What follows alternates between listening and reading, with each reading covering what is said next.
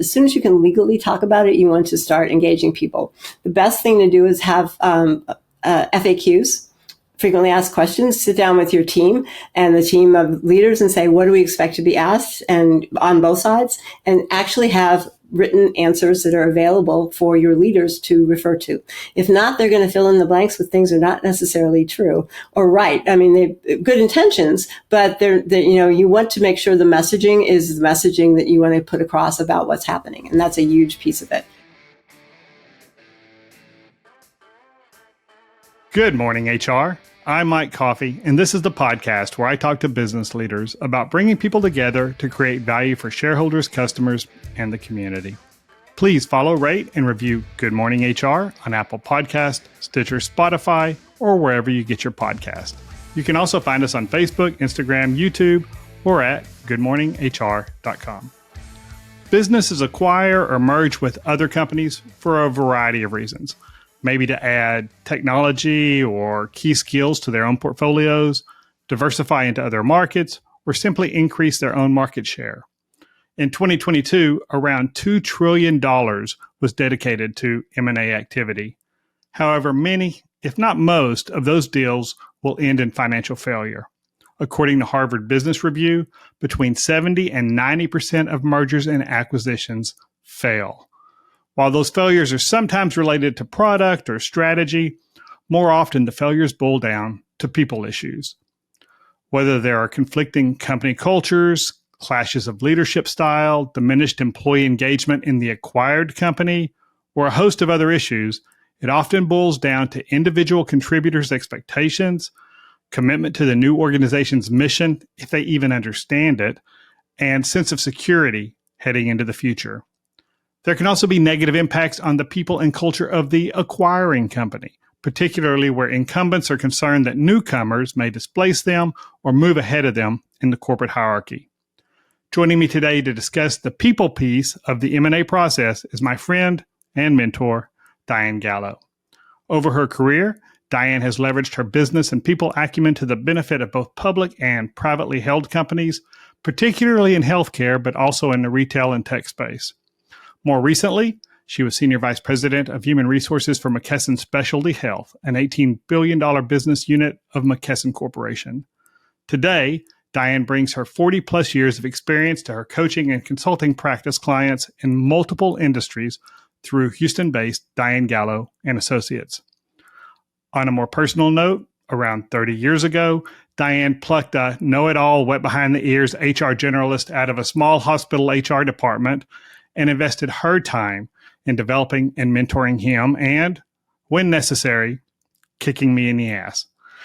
And my life was forever changed for the better by Diane's mentorship and friendship. And there are dozens, if not hundreds, of people across the country with similar stories. So with all the mushy stuff out of the way, welcome to Good Morning HR, Diane. Thanks, Mike. I'm going to tear up. That was really very lovely introduction. And it was 100% true. So thank you. I appreciate that. You were fun to kick in the posterior. Yeah, well, and you had to do it a few times. But you were always patient. And I always tell people the one gift that Diane Gallo has more than anybody I've ever worked with is the ability to help people see their own potential beyond what they thought was possible, and the patience to help pull that out of them. So I, again, would forever be indebted to you. In fact, had you not plucked me out of that department, I would have never met Christy. Mm-hmm. I wouldn't have ever married. I wouldn't have had those 3 kids. I probably wouldn't have this company. So, so I am, you made a giant difference. Well, you're all on your talent, Mike, all on your talent. Thank you. So over my career, and I'm sure you have too, I've seen a ton of mergers and acquisitions where the acquiring company just trumpeted how much they love the culture of this company that they're acquiring. In fact, they loved it so much that they strangled it and killed everything that was really great about that company, and eventually just absorbed what was left of it into their operations as another just generic department. What do you think causes that? I think that's a really astute way of putting it. Strangled is a good word. When you deal with an M&A in any case, neither culture will be the same. So if you walk in with an expectation that you're going to be able to keep one culture, you're starting from a losing proposition, because anytime you introduce anything into a culture, the culture changes. So that not taking care to think about what the new culture, the merged culture, is going to look like, you really put yourself in a position where the likelihood of success is really fraught with difficulty. And back in the day, which were a lot of days ago, we worked on some acquisitions together. We were part of a growing healthcare system, and it makes sense that the acquiring company would look at comp and benefits, possible legal liabilities, technology, policies and procedures, all of that. All that stuff, more of the block and tackling, nuts and bolts HR stuff. But what else should an acquiring company be reviewing from a people standpoint as they evaluate an acquisition target? That's a great question. I think one thing that's often missed is a cultural due diligence. Okay, sending a senior HR person into the potential acquiree and spending time with the employees, getting a sense of what the culture feels like, how things are communicated, what the chain of command is like, et cetera, and really understanding what that looks like. I mean, anybody can do the math on benefits being needing to be harmonized or comp, et cetera. But what you don't get if you just do the hard copy and the math and the assessments of plans is you don't get a feel for what the culture is. And you have to go deep on that too, because a lot of times your values are similar, but how they're expressed in your organization differ. So you can't just say, oh yeah, we value, customer centricity. Okay, that means something different in acquiring company and acquirer. What are the differences? How does it look? And what's the best way to present going forward? So if I'm the HR leader and of the acquiring company, I'm walking in there, am I setting up one-to-ones with folks, or what is that process? What's a good way to go about that? It depends, but I think you want some candid information. So I think you ask the acquiree if they're willing to let you sit down with some employees and just get a sense of what they do. That's a good rationale. It doesn't say I'm trying to peek under the covers. It says I really just want to know what you do. And you will get a lot of information when people start telling you about their jobs. You'll tell a little bit about their engagement. You'll tell a little bit about their idea of the company and how the company's doing. And you'll get a sense for how people feel like they're treated. And I think that's a good way to do it. Acquired companies may not be terribly open to those things. So one of the things I would suggest is you look at Glassdoor. Now, Glassdoor is very much, it's very all corner cases. Either they love you or they hate you. But you can pull a few different things out of there that might give you some indication of things you want to look at. Also looking at what kind of lawsuits they had. Of course, from an employee standpoint, will tell you culturally what the issues may be, but you really can't walk into a business and expect the culture to follow your rules or their rules. You got to remember that the acquiree they're nervous. Okay, they're having thoughts about, oh my God, this is a huge change. They're going to take my job away, or this big behemoth is taking over our little company will never be personal anymore. So there's a lot of issues that need to be sourced and discussed, and I think open discussion is really a strong part of that diligence. If I'm the HR leader in the company being acquired, what questions should I be asking along that process? I would ask, what's your culture like? What are your values? How are your values expressed in your business? How do you feel management communicates with employees? It's very top down. Is it very much kind of grassroots kind of communication? Get a feel for the things that make the company's personality, for lack of a better word, because companies do have individual personalities. You can pretty much tell a lot about a company just by how people react to those questions, and also by how people in individual jobs, their tenure, things like that, looking at people's turnover, et cetera. You can get a real good feel for that. So I'd want to know, if I was from the acquiree, I would say, well, what's your turnover like? How's your recruiting? Is it easy for you to get candidates? What do you think your employer brand is out there? What do you think you guys do really well? And what are you proud of for your employee the things you're doing for employee experience. What are you proud of? And you'll get a really good sense of what that business considers to be important. And I think that's a great way for an HR person and the acquiree to be able to have a good dialogue with the acquirer. And it probably shows a level of sophistication on as the acquired company. And maybe I'm trying to figure out what my next role is going to look like. Am I going to be part of this or not? And it can't hurt to to have good information as I make those decisions and build rapport with whoever may be my boss one day. Right. Absolutely. So you said that the two different cultures can exist, and neither of them are going to be the same after the acquisition. So does that just mean that we shouldn't buy a company because we think they've got an amazing culture and and culture is really key to their success? No, I think you want to take a look at the company that you're purchasing and determine what things you want to make sure you are able to bring across to the acquirer, and make a conscious effort of building those competencies within your leadership. If they are great at customer service, and let's say your company doesn't have that reputation, what are they doing that makes them great? How do you dissect that to a point where you are able to take things and put them into the acquirer's company, an acquirer's kind of DNA in order to do it better? Eventually, though, you're going to have a mixed culture between the two businesses, because you can't really put two different things together and expect to get something homogenous. You really are going to have a new version of both. And I think some people think you can just, by virtue of size, sometimes subsume a culture and make it yours, when in fact it's going to be changed by the attitudes and the lifestyle of the company that they're bringing in. So I think that's a critical point to think about as well. Yeah, because you may be buying a company because they've got certain patents or unique production methods or something like that. But 95% of what you're buying are the people, right? You're buying and what you're really buying is the opportunity to try to get them to stay. There's, very few of them are going to have golden handcuffs that make it, hard for them to leave. And if you're not planning for making sure that you understand what they want and what they need, and what will help them be successful, then you're just going to, you're going to come up short. So go ahead. I was going to say, that's a really good point. And one thing you have to do is kind of take a look at the executive team of the company you're acquiring and determine who the keepers are.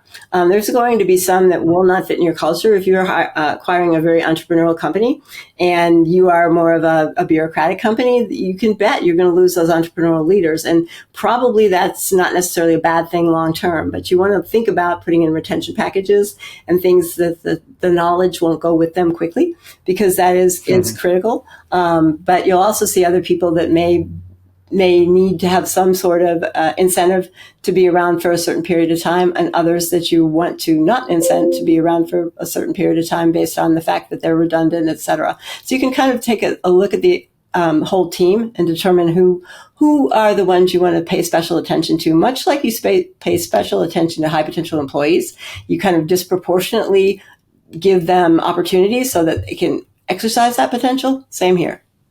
Yeah, and it reminds me, you're talking about entrepreneurial leaders. I've had several friends who've sold their companies to bigger companies and were had a commitment to stay on 1 year or 2 years, which a friend of mine who went through that process described it as watching your daughter get married to somebody you really don't like and then going and living with him for 2 years. Mm-hmm. And it was painful. And it wasn't necessarily even a hit on the acquiring company or on my friend. It was just, this is a guy who's built his company over the years and it's got his brand and his personality. Yep. And now he's watching it change on a daily basis. And that's hard for a lot of folks. It's very hard. And I think that you're never going to make it easier, but you have to acknowledge the change, and you have to acknowledge that everybody in a change loses something. Okay. So you have to figure out what you're losing, and then you have to start talking about what the change outcome is going to be and what you may be gaining. It always goes both ways. I'm losing my autonomy as an entrepreneur, but I'm gaining a partner that has a huge amount of funds that is able to make my company grow that I don't have. So you have to really start pointing those things out, because they're dealing with loss. And everybody's dealing with loss. Even on the acquirer side, if all of a sudden I'm getting a bunch of new peers and my idea of my promotion being next in line may change, those things are going to be complicated as well. So as those cultures come together and this new organization's culture is fleshed out, how hands-on, how organic is that versus intentional and hands-on from leadership in defining the new one? First of all, I don't think it's a conscious, we're going to define a new culture and we get a whiteboard and you get everybody together and do that. Okay. I think what you're doing is watching it evolve, but guiding it the direction you want it to go. So you're watching the changes evolve. You are supporting the things you want to keep within the company you're acquiring and really giving them interest and input and ability to flourish. And you're basically helping them eliminate some things that maybe are not going to be a fit across the way. One example I can give you is when we acquired a company in one of my prior roles, the company had very similar values to ours. Okay. So, but we went through and kind of did a values review and talked across executives. What does that value look like in your company? Okay. How is that exercised? How is it demonstrated? How do people come to work with integrity or innovation, et cetera? The differences were in the details. And fleshing out the differences, nobody's wrong. But fleshing out the differences gave them some common ground to really start engaging and talking as well. One thing I will mention is I have worked for multiple CEOs who have told acquirees at the moment of truth that nothing will change. And in their mind, that's true. Okay. Nothing will change. You're still going to have your product. We're still going to do this, et cetera. You're still going to stay in the same building. But the bottom line is it's a huge change. No matter how intact you try to keep that company, it's a huge change. And by not acknowledging it, you get people that will come back around and say, you said nothing was going to change. And so you really get resentment unintentionally by making a statement that really can't be true. And I've heard it and lived to try to dissuade people of that for many years. So yeah, and I think it's true. I mean, I think there's just a mindset change. We have different owners, sure. And that alone is going to impact, how you think about where you work, and especially if you've been there a while. But if I'm an operator, I bought you for your product. That's not going to change, And so in my mind, everything's going to be the same, except now I own you. So that's a whole different kind of approach.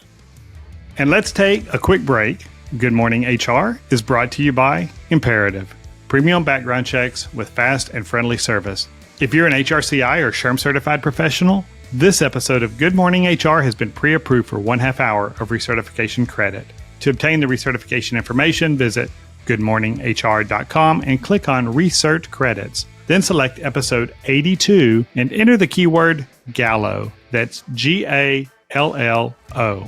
On March 8th, I'll be hosting a webinar entitled Ethical Considerations in Talent Acquisition. We'll discuss the relationship between individual and organizational ethics and engage in an interactive conversation around a number of common ethical challenges that we face in recruiting, interviewing, and selecting new employees. This free webinar is approved for 1 professional development credit for SHRM certified professionals and 1 hour of general recertification credit for HRCI certified professionals. You can register for this free webinar at imperativeinfo.com. And if you're listening to this podcast after March 8th, you can still watch the recorded webinar on our website for credit for free. Also, don't forget that yesterday's webinar, Mitigating Bias in the Employee Selection Process, is also available for viewing for credit at imperativeinfo.com. And now back to my conversation with Diane Gallo. When we talked about values and having folks describe what they look like in your organization. So what does it mean to always act with integrity? Mm-hmm. And what stories do you tell around that, I guess? When you have those disagreement, or those not even disagreements, where they just don't fit, where there's not alignment between what we call always act with integrity, which is one of Imperative's values, versus how somebody else tells that same mm-hmm. story. What's the process for resolving that? As we go forward, this is what the story really is when we say this thing. I think when you have 2 different versions of a value, like how to act with integrity, I think you take 2 and pull the best out of both of them and basically get agreement that that's what it looks like here. Okay, because you're going to be in a situation, and that's it's one of those values that everybody expresses, but how it's expressed is different. Okay, it might be in customer relations, it might be in employee relations, it might be in business transactions, whatever. So you really want to get an idea of how people are looking at that, and then really determine how you can best merge those two and come out with something that probably looks and feels as more of like an aggregate than anything else. Something like integrity, customer service is another one. We give excellent customer service. What does excellent look like? Is it timely? Is it not having the phone call hang up? There's lots of things that you can get to that level of detail, and I think you'll get some agreements because I don't think you're going to require a company that's that far off. But occasionally it happens, but at least you're able to start sorting through it. And a big part of the whole process, pre-merger, during the process of the merger and after, or the acquisition, communication. I mean, and that's a key people thing. Mm-hmm. So talk about what does that look like? When do you tell people? When do you tip off, that, hey, we're looking at this, and how do you reassure people without making promises that you can't keep, and all of that? So what does that look like?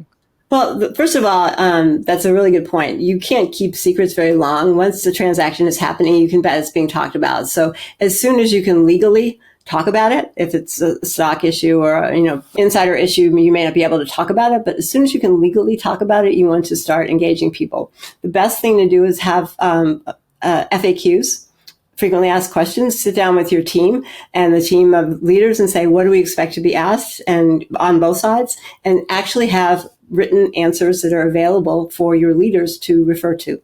If not, they're going to fill in the blanks with things that are not necessarily true or right. I mean, they've good intentions, but you want to make sure the messaging is the messaging that you want to put across about what's happening. And that's a huge piece of it. Also, during what I would call the integration period, which is post-purchase, but they're not fully integrated, communication has to really gear up and be probably 3 or 4 times what it was before. One of the things I really liked about McKesson is our project management office put together a newsletter on a weekly basis called Better Together. And they would highlight certain employees and highlight certain things that one company was doing, et cetera, just to bring familiarity across the two businesses in order to help them kind of understand each other going in the door. The idea of it sounds like old school, but taking a picture of somebody and having it in a newsletter, digital or whatever, and giving some personal information about that person and what they do and why it's important, it goes a long way to helping them assimilate. And you can't make promises about who's going to be here, who's not, and all of that, and that's always hard for people, and they want to insist on and often employees will claim you're not being transparent, right? When in fact we just don't know. So how do you deliver that message that we don't know yet in a way that employees will hear it? I think you have to be candid and say, right now we are going through and looking at all the things that everybody's doing and determining how we're best going to structure this organization.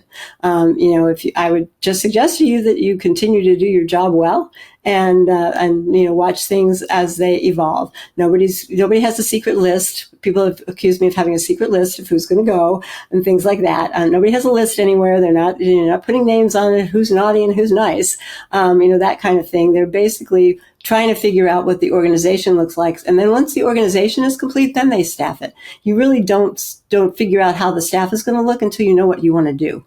And I don't think at the immediate point of purchase, they're going to know yet completely on how they're going to manage that company. One of the things that can happen is that you have key players in the organization that's being acquired who have deep institutional knowledge, key skills, and things that really help that organization succeed. And you see a need to retain them, and preserve access to that information and those skills. At what point in the acquisition process do you start having those conversations with those folks so that they, your most talented people are the ones who could most easily go find another role someplace? Exactly. Mm-hmm. I think you're upfront initially and say, one of the reasons that we were interested in this company is you've done so well in, designing your product packaging or something like that, right? You've done a really good job at that. So I really would like to understand what that looks like and how it was done and how it was created. You need to get the histories, the oral histories, if you can. And you also, once again, money motivates occasionally, and retention bonuses to get us through the situation. And there'll be something on the upside for you is definitely a motivator. But many entrepreneurial companies that are acquired, there's so much passion around it that they're going to want to share what they've done to be successful. Like your friend who felt like his daughter married the wrong guy or whatever. It's very similar because you feel like your baby is being taken from you and somebody else is trying to nurture it, not in the way that you would. So you have to be very careful about how you do that. But I think respect is part of it. I've also seen acquiring companies come down like our way is the right way, the best way, and not listen. Okay, and not really take into account that some of the reasons we are acquiring a company is because they do things well, and not wanting to take the example of what they're doing well and incorporate it into the acquirer. And I think there's a real big piece about helping your leaders see that just because they do it that way doesn't mean it's the only way to be done, and helping them look at how the other folks are doing it and then rationally determine best ways to do things. And as we integrate the two organizations, even if the acquired organization is going to be a subsidiary, just a wholly owned subsidiary, we're not going to really combine all the operations. You've still got the issue that every bank calls every clerk and, a vice president. Right. And so you've got, title inflation is a big deal in some companies. And so how do you level those titles in a way that doesn't make people feel like they're losing something? Or is that just a fact that you're going to, they just have to deal with it? Well, I think it's a fact, but I think you need to contextualize it. Okay. If you are the director of operations in a, $50 million company and you're moving to a $1 billion company, being a director has a lot more scope, right? Your working title may remain director on your business card, but your title in whatever system or hierarchy you have is probably going to be manager. And that's hard for people to take, but you have to really conceptualize it around the scope of the business and the fact that, very nice that you have that title and very much appreciate it. And you've got all that there, and they may still use it as a working title because we don't want them to look to the outside world as if they were demoted. But on the internal infrastructure, it will probably be a lower title. And the understanding is based around the difference in scope and responsibility. And often whenever you hear the word synergy, it often means we're going to be able to combine these two organizations and have, eliminate the redundancies between the two of them and have, one group of managers instead of two, and executives are going to slim down. Any experience or insight into how you get people to not panic, especially at that, manager or leadership level, when the writing's on the wall? We don't need two CFOs in this organization. Right. I think as companies grow, there are more opportunities. So I think talking about the fact that growth and being acquisitive adds value and adds opportunities is good. But the highest risk people are people like us, the functional areas, because we become redundant more likely than somebody who has a specialized skill in an operational area. So making yourself comfortable with the fact that you may need to develop other skills or be more competitive in your workplace, and that your position isn't exactly assured in the same way that it was before is a big deal. Some companies make it a point to bring in some of the acquired leaders in the functional areas and integrate them into their departments so that they can basically demonstrate a commitment to both. And I think that's very savvy, but hopefully those that they have taken out have had other roles to go to based on the growth. So as we wrap up, what other people-related considerations should either the acquiring or the acquired company keep in mind to make that merger acquisition as successful as possible? Be candid as you possibly can. Be transparent about what's going on. It is a situation where nobody has a crystal ball. Admit that. Really coach your managers around, the acquirer, coach your managers around looking at the acquired company not as somebody we're just going to absorb, but looking at them for the things they do and figuring out what best practices are. And when you figure out those best practices, really, really celebrating them, giving them some spotlight within the company so that you can demonstrate that you got the best out of both opportunities. I think that's a big deal. And you said it earlier, and you've got to communicate. If you communicated once a week, you're going to be communicating daily, and sometimes more than that. People are the worst thing you can have is a bunch of people that are on pins and needles about whether they're going to have a job or if the new company likes them or whatever is out there. So you really have to spend time making sure people know that they just need to show up authentically, do their job, and help us understand what that is, and then move forward. Well, I appreciate your time. It's and the insight, of all your experience, and I hope my listeners love you as much as I do, and always look forward to the opportunity to visit with you and to see you. So thanks for joining me today, Diane. Well, thank you for inviting me. This was a lot of fun. Thanks. And thank you for listening. You can find previous episodes, show notes, and contact info for our guests at goodmorninghr.com or on Facebook, Instagram, or YouTube. And don't forget to follow us wherever you get your podcast. Rob Upchurch is my technical producer, and I'm Mike Coffey. As always, don't hesitate to reach out if I can be of service to you personally or professionally. I'll see you next week, and until then, be well, do good, keep your chin up.